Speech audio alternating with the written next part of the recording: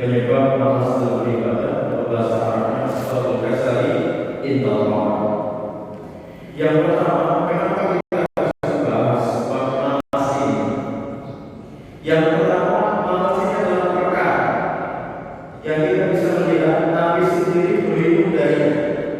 Berarti malas ini bukan sesuatu yang boleh kita remehkan.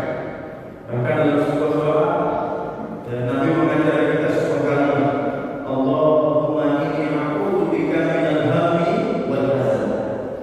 Ya Allah, saya berdoa padamu dari ham itu bisa diartikan kegundahan, bisa diartikan rasa pesimis, wal hazan kesedihan. Yang kedua, wa a'udzu bika minal ajzi wal kasal. Dan saya berdoa padamu ya Allah dari lemah, dari kelemahan diri, wal kasal baru disebut setelah itu, dan malas.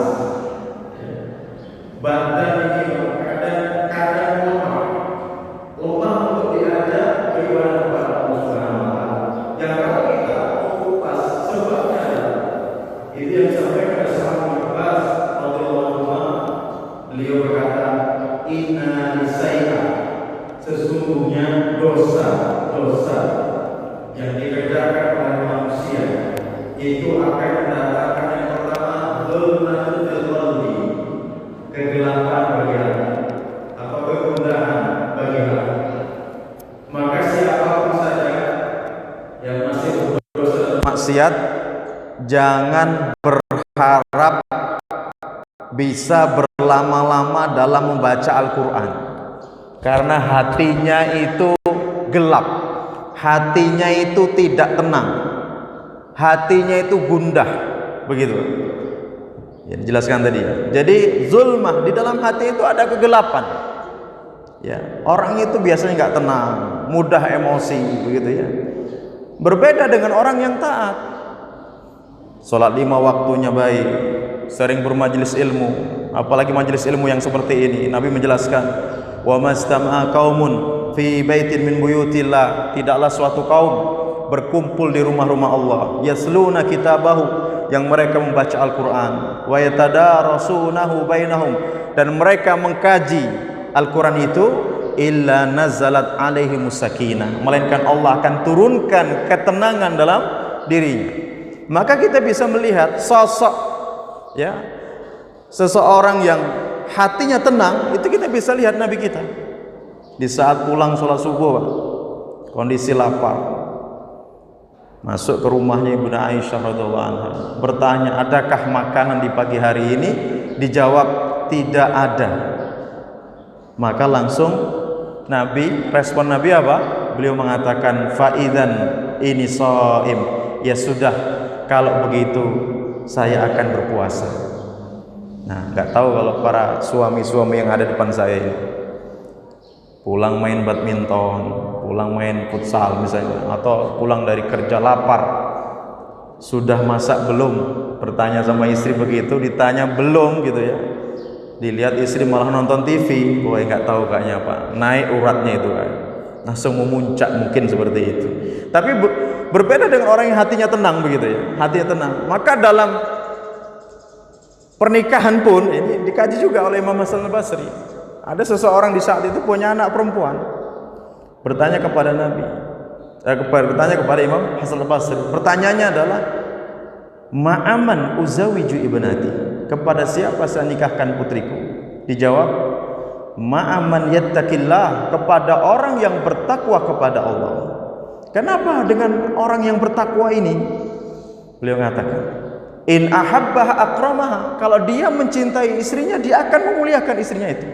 Wa in abghadaha lam yatlimuha abada, kalaulah dia tidak suka kepada istrinya, maka suami yang bertakwa, karena dia hatinya tenang gitu, Pak, sekali-kali dia tidak akan zalim kepada istrinya. Apalagi sampai nampak gitu ya. Apalagi mohon maaf ya, kisah suami yang menendang istrinya di saat sedang hamil, akhirnya keguguran. Tidak seperti itu, karena berangkat dari tadi. Jadi perbuatan dosa itu menjadi salah satu sebab utama kita malas, kan tadi. Zulmah fil qalbi. Kemudian wasawadan fil wajh, menjadikan wajah ini gelap. Ya. Wajah ini menghitam. Menghitam bukan warna, Pak, tapi aura. Auranya orang yang taat itu dilihat enak. Terlebih orang-orang yang biasa salat subuh itu, kalau keluar dari masjid itu kelihatan auranya itu, Pak, kelihatan menyejukkan, teduh begitu ya. Tapi berbeda dengan orang-orang yang bangun jam 8, setengah 8, ya, 9. Kemudian setelah itu ketemu kita, baru saja dia cuci muka, kita bisa lihat bagaimana raut muka dia itu. Seperti itu. Jadi dosa-dosa yang kita lakukan itu ternyata apa? Akan nampak di wajah seseorang itu. Ya, akan nampak dalam aura seseorang itu.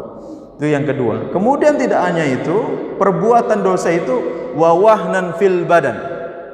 Melemahkan anggota badan kita. Jadi kalau kita bertanya-tanya, misalnya kita buka Al-Quran, targetnya 1 juz, Pak, baru 2 lembar, kita sudah ngitung belakangnya, aduh masih berapa lembar nih, masih 8 lembar, lama nih gitu.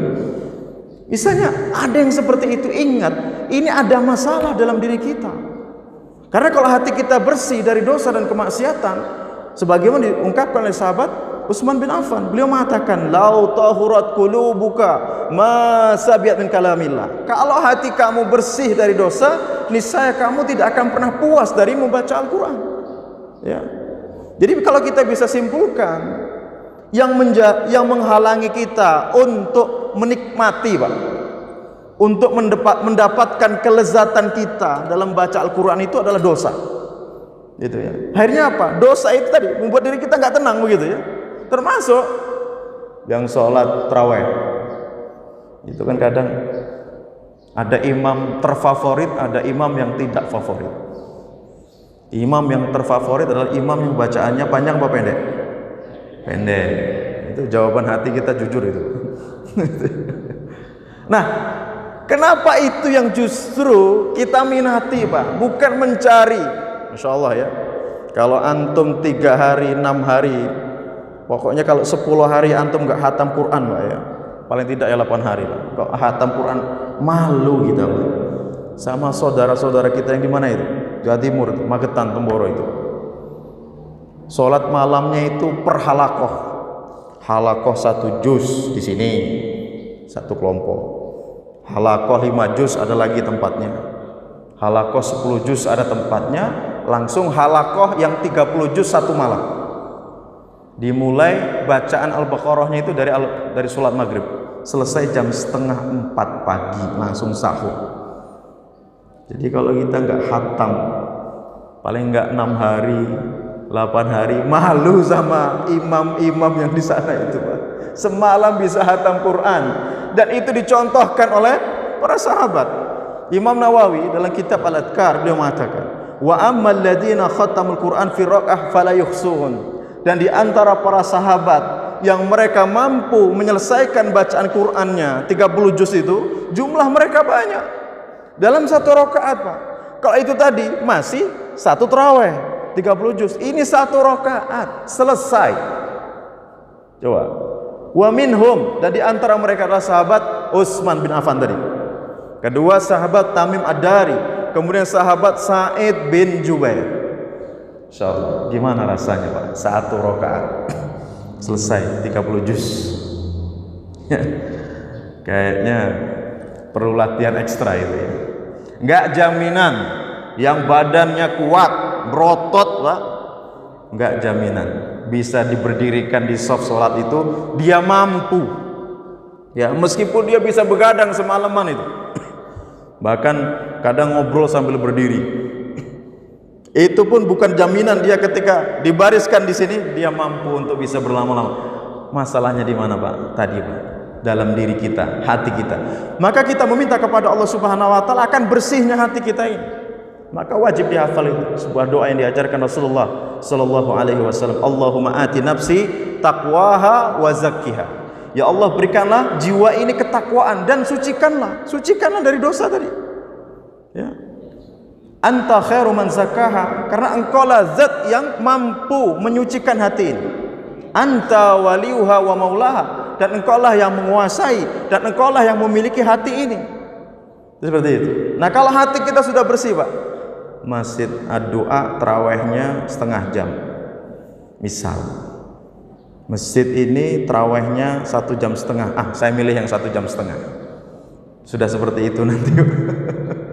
Karena sebenarnya amalan-amalan yang kita lakukan itu Pak nanti Pak akan terlihat betul di saat seseorang itu sedang sakaratul maut. Allah akan tampakkan perbuatan baik kita dan juga perbuatan buruk kita di saat sakaratul maut itu. Maka kenapa Allah sampai mengangkat kisah seseorang yang sakaratul maut dalam surah Al-Mu'minun ayat 99 sampai 100 itu. Hatta idza jaa ahadahumul mautu qala rabbirji'un, sampai kematian mendatangi salah seorang di antara mereka akan mengatakan, ya Rabb, kembalikan saya ke dunia. Kenapa dia mengatakan ya Rabb, kembalikan saya ke dunia? Karena ditampakkan amalan dia itu, ya Allah ya Rabbi, banyak yang bolong, banyak yang bermasalah, banyak yang tidak sempurna. Ya. Ada sebuah kisah tentang masalah ini ditampakkan di saat sakaratul maut itu, kisah sahabat Sya'ban. Ya, cukup menjadi pelajaran untuk kita semuanya. Jadi sahabat Sya'ban adalah sahabat yang kalau kita kaji-kaji tidak terlalu terkenal begitu ya. Tapi memiliki sebuah kedudukan yang mulia di sisi Allah Subhanahu wa taala. Jadi beliau itu untuk datang ke Masjid Nabawi itu ada yang menjelaskan butuh waktu 3 jam jalan kaki dari rumahnya. Dan beliau sahabat yang unik. Sahabat yang kalau yang lain itu berpikir bagaimana rumahnya dekat dengan Masjid Nabawi kan gitu. Tapi beliau itu tidak, Pak. Justru pengen rumahnya paling jauh dari Masjid Nabawi. Gitu ya. Dan yang hebatnya dari beliau itu, meskipun rumahnya itu jauh Pak, nggak pernah masbuk, dan beliau datang ke masjid pasti sudah di pojok paling kanan. Ya, kenapa beliau memilih di pojok itu? Karena beliau tidak ingin mengganggu jamaah yang lain. Itu seperti itu. Nah, suatu ketika habis sholat subuh, Nabi ketika salam itu tidak didapat itu sahabat Sya'ban yang biasanya duduk di pojok itu. Akhirnya beliau dengan para sahabat ya mencari tahu rumahnya, kemudian jalan kakinya itu kurang lebih tadi Pak 3 jaman. Ada yang menjelaskan demikian. Nah, sampai di rumahnya ketemulah istrinya, ditanya, di mana suami kamu? Dijawab, inna lillahi wa inna ilaihi raji'un. Suami saya sudah berpulang, ya, sudah kembali kepada Allah Subhanahu wa taala tadi subuh. Kemudian istrinya mengatakan, ya Rasulullah, mumpung bahasanya engkau hadir di sini, ada sesuatu yang aneh ketika sakaratul maut suamiku itu. Jadi ketika dia sakarat itu berteriak 3 kali dan berucap, yang pertama, kenapa ya tidak lebih jauh? Yang kedua, kenapa tidak yang baru? Kemudian yang ketiga, kenapa? Yang ketiga Bapak? Yang satunya, kenapa tidak lebih banyak? 3 itu. Nah, Rasulullah SAW menjelaskan, kenapa suami kamu itu berteriak yang pertama, kenapa tidak lebih jauh? Jadi di saat sakaratul maut, Allah tampakkanlah pahala jalan kakinya suami kamu itu. Kemudian melihat pahala yang besar diberikan itu, beliau ingin pahalanya lebih besar lagi. Maka dia berteriak, kenapa tidak lebih jauh rumahku dari Masjid Nabawi? Karena Rasulullah menjelaskan, inna a'dhamman nasi ajran ab'aduhum ilaiha mamsan. Orang yang paling besar pahalanya adalah orang yang paling jauh melangkahkan kakinya menuju rumah Allah Subhanahu wa taala. Pak Sabil salatnya jalan kaki. Kemana itu? Masjid Airan sana. Dari sini jalan kaki. Itu luar biasa. Jadi beliau itu menyesal Pak. Padahal sudah seperti itu, masih menyesal. Kenapa tidak lebih jauh lagi rumah saya, sehingga pahala yang Allah berikan lebih banyak, begitu. Kemudian kedua, kenapa tidak yang baru? Itu di saat beliau mau berangkat ke masjid, baru buka pintu Pak, angin bertiup kencang masuk, gitu ya. Beliau tutup pintunya, beliau ngambil baju yang jelek, beliau lapiskan baju itu di baju yang baru yang beliau pakai untuk sholat itu. Berangkatlah ke masjid. Di teras masjid beliau mendapati ada seorang yang kedinginan begitu ya. Akhirnya bersegera dia lepaskan baju yang jelek itu. Dia kasihkan kepada seseorang itu. Nah, kemudian di saat sahabat Sya'ban ini dalam kondisi sakaratul maut di saat itu, ditampakkanlah pahala sedekah baju yang jelek itu. Kemudian beliau menyesal, kenapa tidak yang baru. Ya, jadi kalau mau wakaf motor, Pak, jangan yang jelek. Ke pesantren, ke panti asuhan, ke lembaga-lembaga dakwah itu, yang baru begitu ya. Kalau ada Avanza sama Innova, yang diwakafkan yang mana Pak Sami? Yang Innova. Kalau ada Innova sama Alphardnya, yang diwakafkan yang mana? Yang Alphardnya Pak. Insya Allah nggak lebih menyesal nanti Pak. Insya Allah nggak usah. Ustaz, iya nggak menyesal nanti, tapi istri saya ngomel-ngomel gitu. Oke, kemudian ketiga, pertanyaan adalah kenapa tidak lebih banyak? Di saat itu beliau sedang mau makan, ada roti, ada segelas susu, ada yang ngetuk pintu, assalamualaikum, dibuka orang yang sedang kelaparan. Akhirnya beliau bagi dua, roti dibelah dua, susunya dibagi dua, dibawalah, kasihkanlah separuh-separuhnya tadi itu. Nah, setelah meninggal dunia, di saat sakarat itu ditampakkan pahala bersedekah dengan separuh-separuh tadi itu. Beliau nyesel, kenapa enggak semua itu diberikan? Begitu. Masya Allah. Kalau tanah itu, seringnya kan, Ustadz, ada tanah saya, berapa Pak? 2 hektar. Terus bagaimana Pak? 1 hektarnya kita wakafkan Ustadz, 1 hektarnya ya kalau bisa dibeli. Orang ini nyesel Pak. Kenapa tidak saya wakafkan semua begitu kan? Kenapa tidak wakafkan semua? Kenapa separuhnya harus dijual begitu? Nah, inilah gambaran Pak. Bagi orang-orang yang sedang sakaratul maut itu sudah bisa terlihat betul. Orang itu bisa melihat bagaimana tempat duduknya nanti baik atau tidak baik, di alam kuburnya mendapatkan kenikmatan atau tidak. Itu di saat sakarat itu sudah terlihat itu. Sudah terlihat. Maka sakarat itu menjadi salah satu tanda sebenarnya akan seseorang husnul khotimah apa tidak, dan itu pun tergantung dengan kebiasaan dia setiap hari. Karena Nabi menjelaskan kullu insanin mata ala ma asya alaih, sesungguhnya seseorang itu meninggal dunia sesuai dengan kebiasaannya Pak. Kebiasaannya bersedekah, insya Allah meninggalnya tidak jauh dari dia bersedekah itu ya. Kebiasaan dia sholat terus, maka tidak jauh meninggalnya dia dari sholat itu. Kemudian biasanya dia dalam malam hari itu qiyamul lail, dia hidupkan malam terus itu, maka meninggalnya tidak jauh dari ibadah-ibadah itu semuanya. Tapi kalau sebaliknya, kebiasaan kita mungkin malah berjudi, kebiasaan kita minum khamar, kebiasaan kita yang maksiat-maksiat itu, ya jangan disalahkan. Kalau kita pun juga meninggal dunianya tidak jauh-jauh dari perbuatan yang seperti itu. Terlebih yang masih sering nyanyi dan masih betul-betul mengoleksi lagu-lagu itu, bahkan sampai mengatakan, Ustadz, nyanyian itu ibarat oase dalam kehidupan saya. Sudah Pak, tinggalkan itu Pak. Karena itu berbahaya sekali. Banyak kisah-kisah yang menjelaskan seseorang ketika sakaratul maut itu tidak bisa mengucap kalimat la ilaha illallah, tapi dia malah bernyanyi, itu banyak ya. Jadi sudah sadar, apalagi harus naik ke atas panggung nyanyi sama biduan, udahlah, sudah selesai, sudah tamat, jangan diulangi kembali. Karena yang kedebak-kedebuk di atas panggung langsung meninggal dunia itu banyak begitu ya. Jangan sampai ketika kita dibangkitkan ternyata kita dalam kondisi bermaksiat kepada Allah Subhanahu wa taala. Jadi kembali kepada masalah malas tadi. Faktor utama menjadikan malas itu adalah dosa.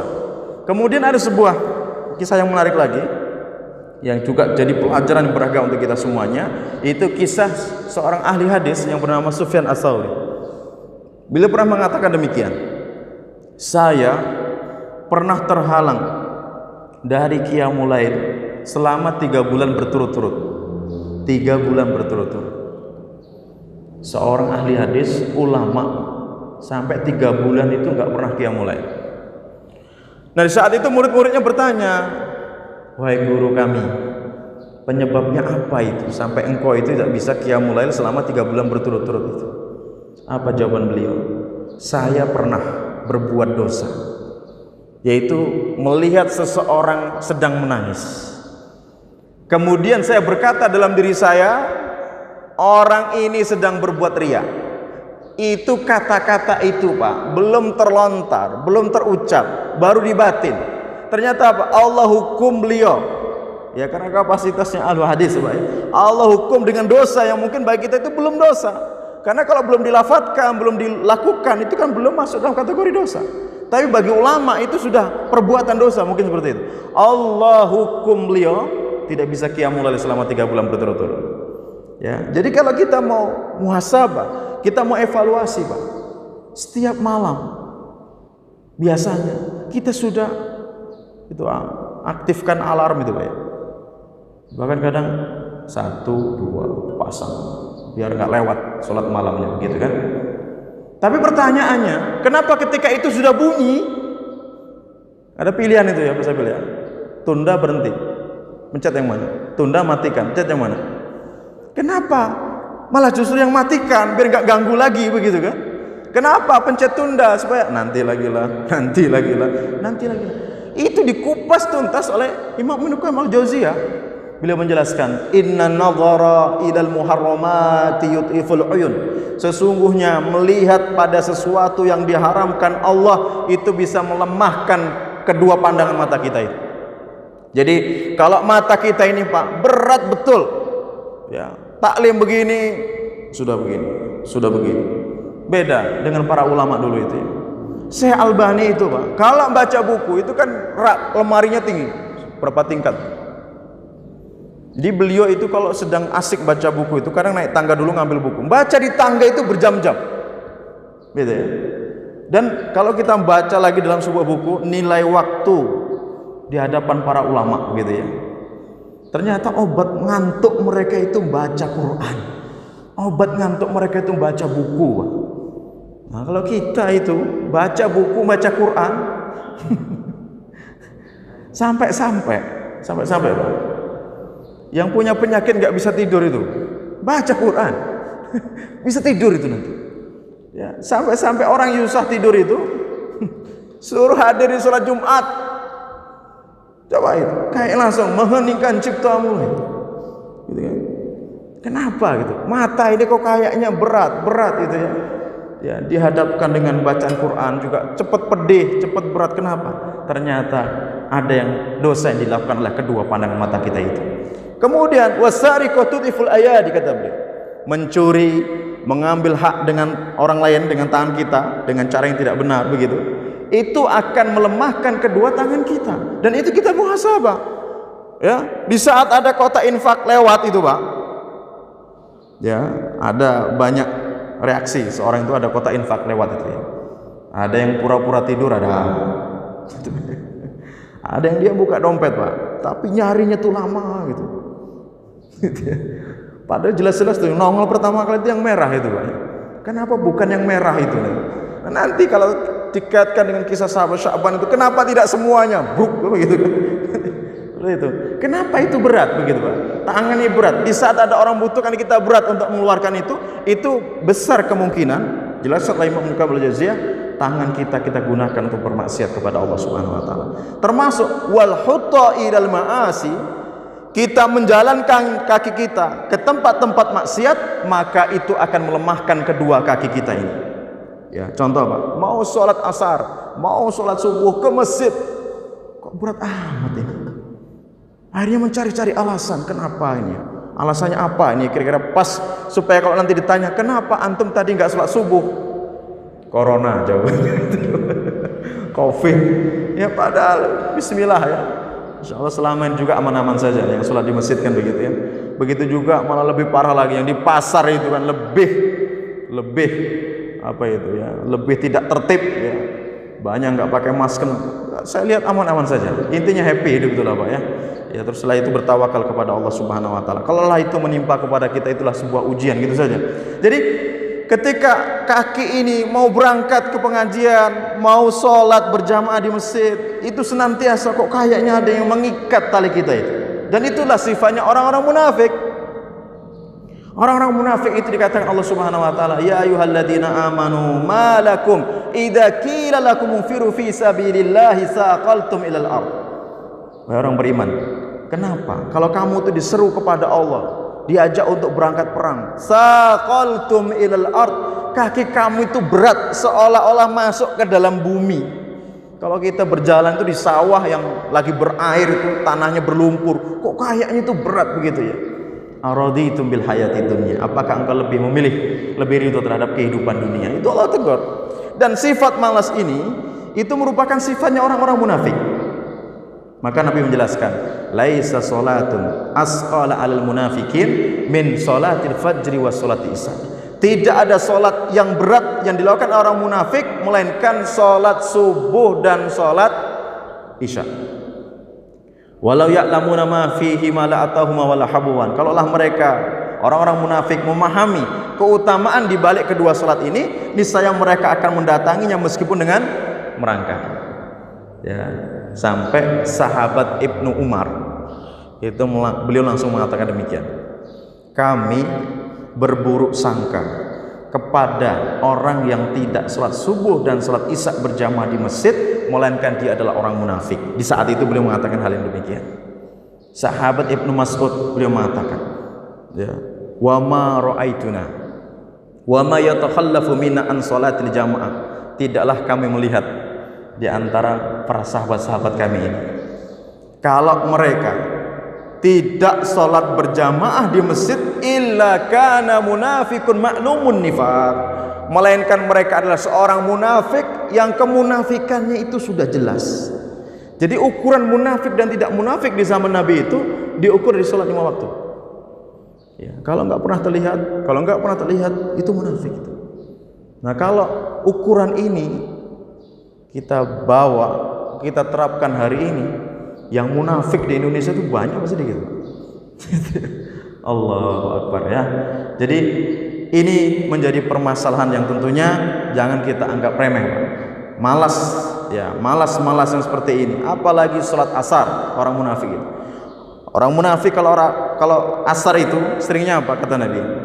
Ya jelisu yarkubusyam, duduk nyantai sambil melihat matahari. Kalau sudah matahari tenggelam, baru mereka buru-buru mengambil air wudhu, kemudian mereka sholat, dan sholatnya cepatnya seperti ayam yang sedang mematuk makanan. Kata Nabi, tilka sholatul munafik, itulah sholatnya orang munafik, itulah sholatnya orang munafik, itu seperti itu. Ya, kalau asar dimundurkan, itu seperti itu.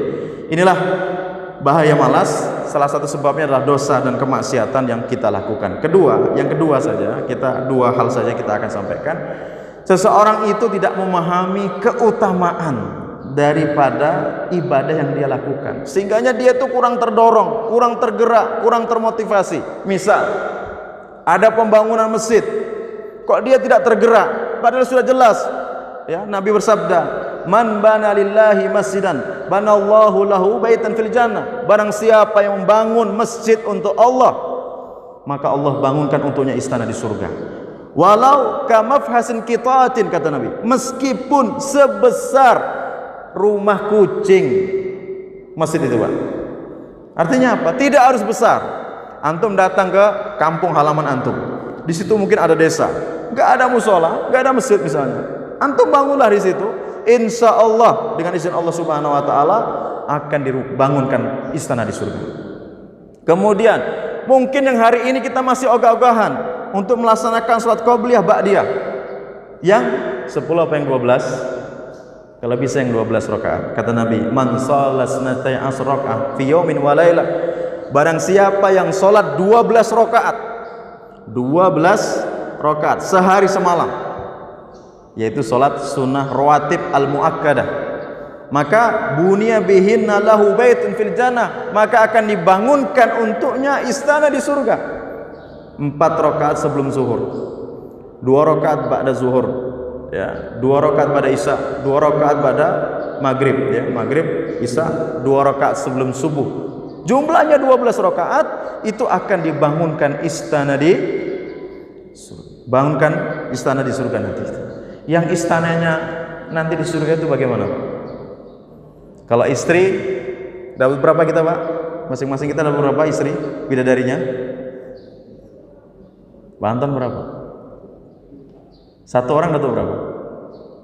Walikulli wahidin minkum zaujatan. Masing-masing kalian nanti dapat 2 bidadari. Masya Allah. Istri kita ratunya, ininya bidadari yang satunya lagi. Gak usah diteruskan. Gitu. Kalau mau banyak mati syahid. Ya, kalau mau banyak mati syahid. Karena apa? Allah menjelaskan wa yuzawwaju bisintaini wa sab'ina zaujatan minal khurun. Orang tersebut akan dinikahkan dengan 72 bidadari. Orang yang mati syahid dalam membela agama Allah Subhanahu wa taala itu. Nah, kalau bangunan istananya bagaimana? Nabi pernah ditanya, "Kaifa bina'uha ya Rasulullah?" Bagaimana bangunan surga, bangunan istana surga itu ya Rasulullah? Rasulullah mengatakan, "Labinnatu min fiddatin wa labinnatu min zahab." Batu batanya itu terbuat dari emas dan perak. Wa malatuha almis, untuk melekatkan batu batanya itu pakai minyak kasturi. Ya, minyak kasturi, Pak.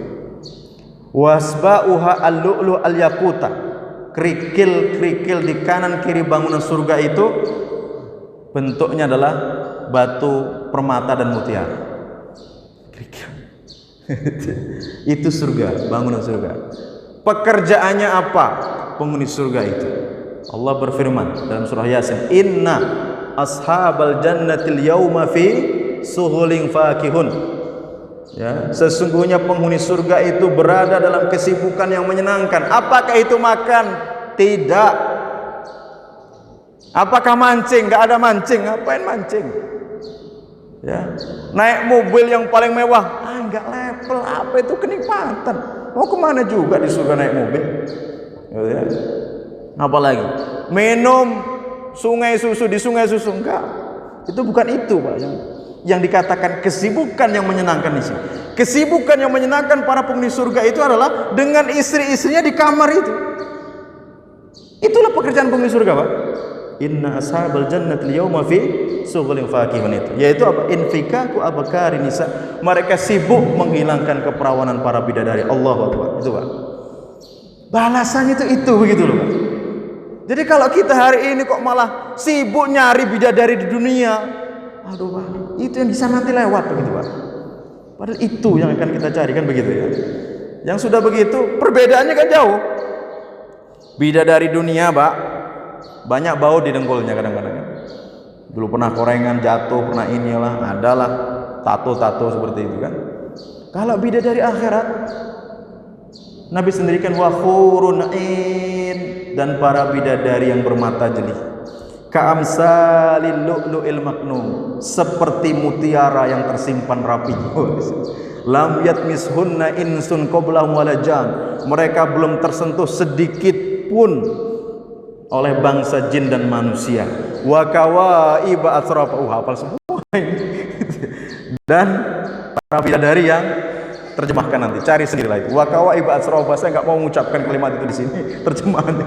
Wa kawaiba atsroba, dan para bidadari yang remaja dan titik itu ya.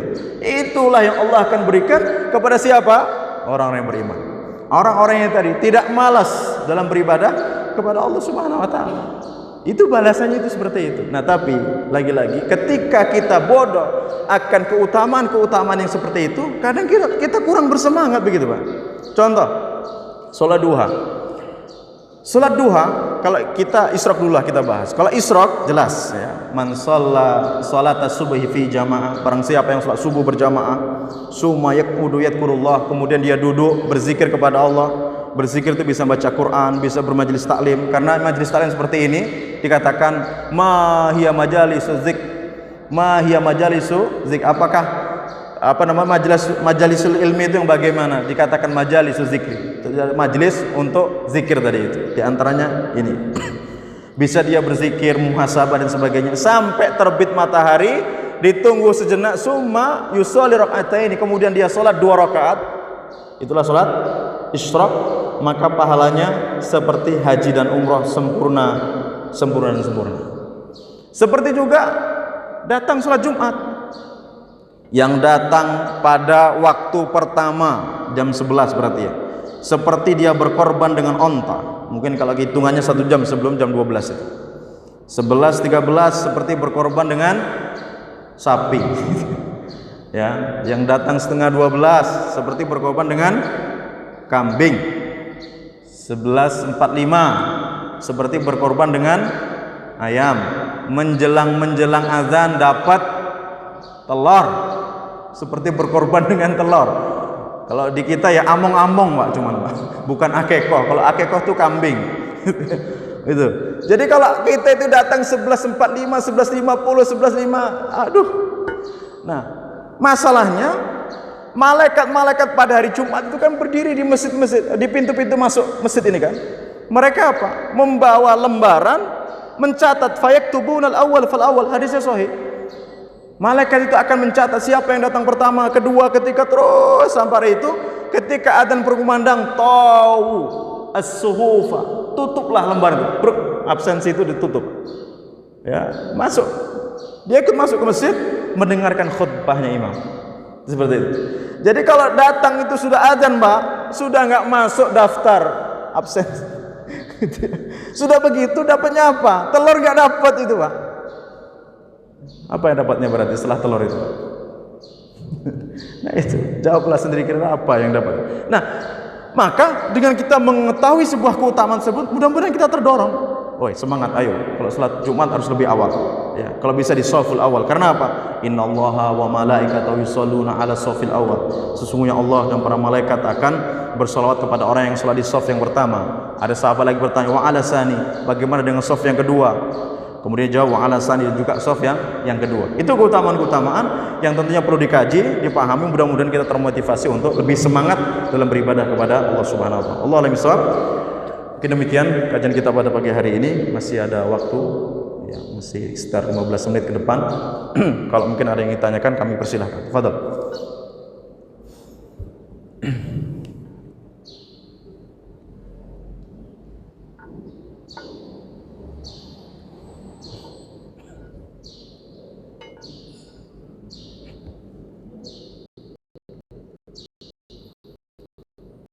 Ada Pak ya,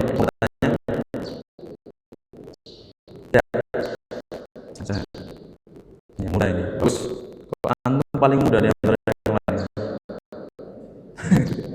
Gimana teman-teman antum? Ya. Waalaikumsalam.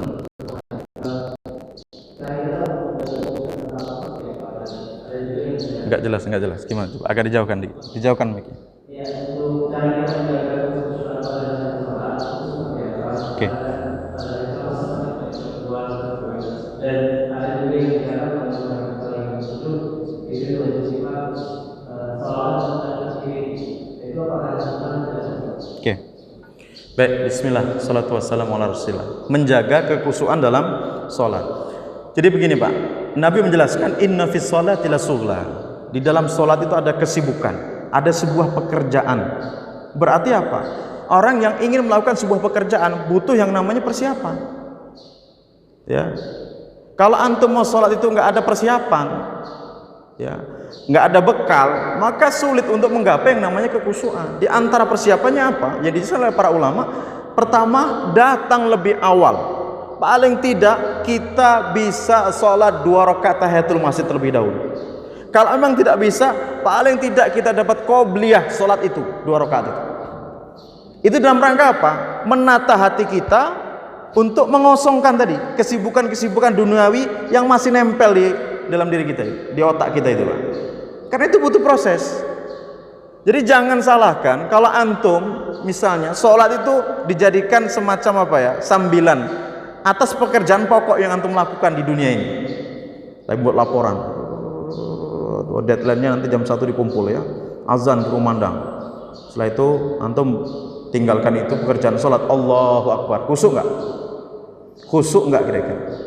Pasti mestinya Allahu Akbar, Al-Fatihah dibaca, tapi yang tergambar itu pekerjaan itu. Kenapa? Dia masih menjadikan sholat itu pekerjaan sambilan, bukan sebuah pekerjaan yang berdiri sendiri. Jadi datangnya lebih awal itu untuk mengatur tadi, mengatur. Ada istilah pemanasan lah begitu ya di dalam sholat, persiapan untuk khusyuk. Jadi di saat itu kita kosongkan pikiran-pikiran duniawi, pikiran-pikiran yang memenuhi lah ruang dalam diri kita itu, sehingga ketika Allahu Akbar pas sholat itu kita sudah fokus. Apalagi kita sebelum sholat itu sudah bisa tilawatul Quran. Nah, yang untuk mencuri juz-juz Quran itu, kalau bisa ikat bacaan Quran itu sebelum sholat, ba'da sholat. Rutin nih, sebelum sholat, ba'da sholat. Kalau antum 15 menit sebelum sholat, antum sudah setengah juz. Ba'da sholat 15 menit, setengah juz lagi. Sebelum dan sudah sholat sudah 1 juz Pak. Kalau 5 waktu sudah bisa berapa itu? 5 juz. Berarti kalau 5 juz sehari, kira-kira hatam butuh berapa hari? Kan cuma sebentar. Nah, cuman permasalahannya itu adalah continue apa tidaknya, kan begitu. Jadi itu salah satunya. Kedua, mutlak orang yang sholat itu harus ihtimam bi qiraatihi. Dia harus memperhatikan bacaannya dan bagaimana dia meresapi maknanya begitu. Maka tidak ada solusi kalau kita mau khusyuk kecuali harus paham apa yang kita baca dalam sholat itu. Kalau kita Allahu Akbar, Allahumma ba'id baini wa baina khotoya, ya kan, artinya nggak tahu, terus apa yang akan kita mau renungi begitu kan. Padahal sholat itu kan bukan gerakan-gerakan formalitas Pak, ruku, sujud itu kan bukan. Itu merupakan gerakan-gerakan yang menunjukkan akan ketawaduan kita, kerendahan diri kita. Kita menghinakan saat itu di hadapan Allah Subhanahu wa taala. Dimulai dari rukuknya kita. Pertama dari menyapa, ya Allahu Akbar, menyapa Allah Subhanahu wa taala. Kemudian disempurnakan ketundukan itu dengan ruku. Bahkan puncaknya apa? Kita sujud, betul-betul sujud di hadapan Allah Subhanahu wa taala. Begitu kan? Sebagaimana seorang rakyat jelata itu kalau sedang mendatangi seorang raja itu biasanya dia bersimpuh-simpuh itu Pak. Bahkan dia nggak berani melihat ke atas sedikit pun, memandang wajah rajanya itu dia nggak berani. Jalan tergopoh-gopoh begitu ya. Itulah hakikatnya kita sedang sholat itu sedang seperti itu, sedang di hadapan Allah Subhanahu wa taala. Apalagi ketika kita membaca itu, malaikat itu menyentuhkan mulutnya di mulut kita.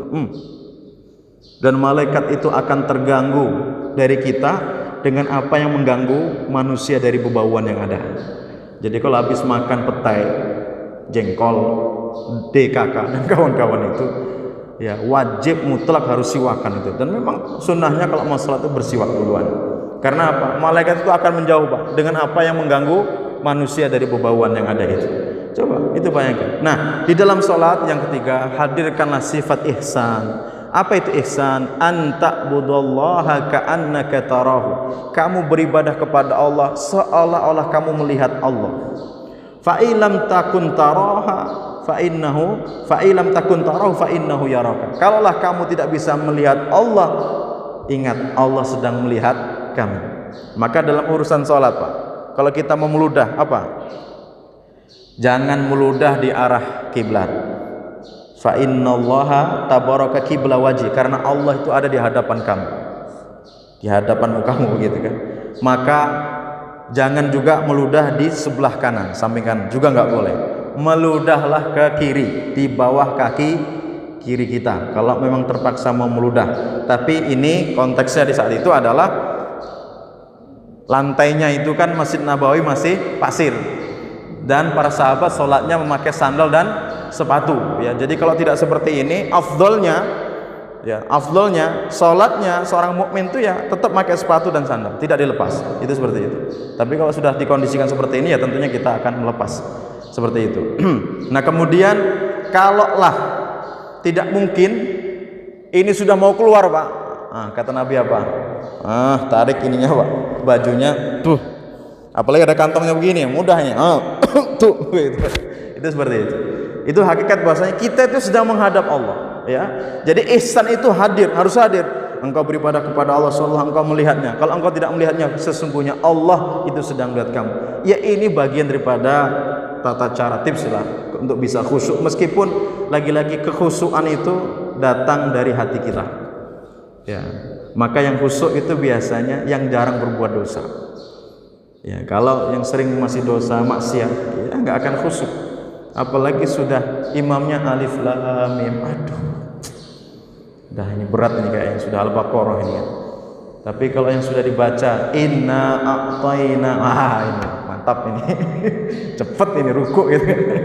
Itu kan hati, sebenarnya nggak jauh-jauh lah. Nabi itu sering mengatakan istafti qalbaka, minta fatwa sama hati kamu.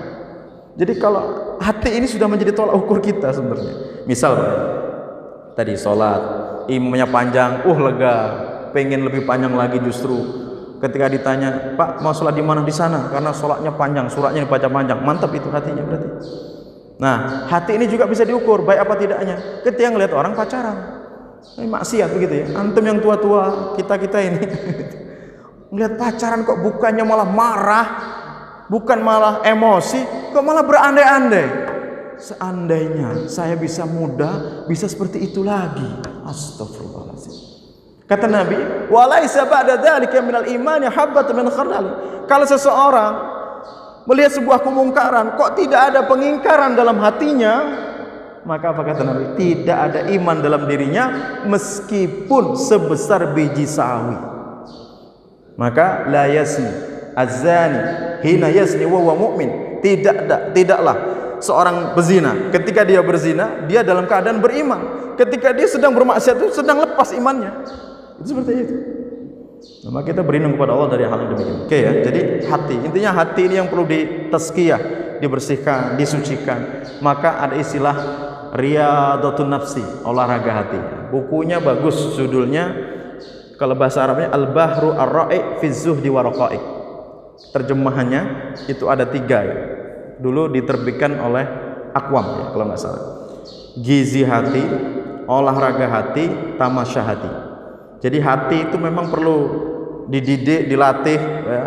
Bahkan ada olahraganya sampai nanti ada tamasya hati. Tamasya hati itu harus dikenalkan dengan tadi keutamaan, dikenalkan juga balasan terhadap perbuatan dosa, siksanya apa, itu harus seperti itu sehingganya dia akan bisa lebih baik. Baik, satu lagi mungkin kalau ada. Betul.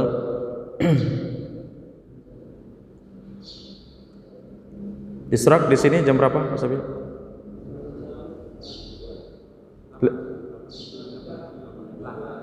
Lewat 11. Baik. Ada 7 atau 8 menit. Silakan kalau ada. Nah, Bapak, fadhil. Pak Sabil.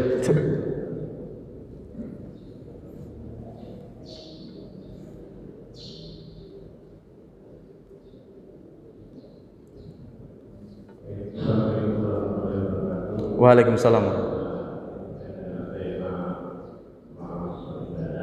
Ya. Ya.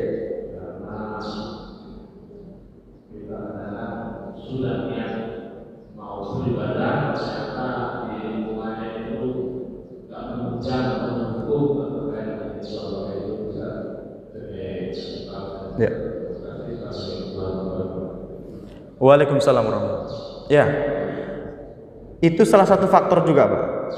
Karena kita tadi baru menyampaikan 2, sebenarnya banyak faktor-faktor itu. Di antaranya adalah al-bi'ah ghairu salihah, sebuah milieu atau sebuah kondisi yang memang tidak kondusif dengan keimanan kita. Kita bisa lihat ketika kita umroh mungkin, Pak, ketika kita haji, coba lihat bagaimana semangat kita untuk ibadah di saat itu. 1 jam, Pak, sebelum adzan kita itu sudah berangkat. Betul, Pak ya?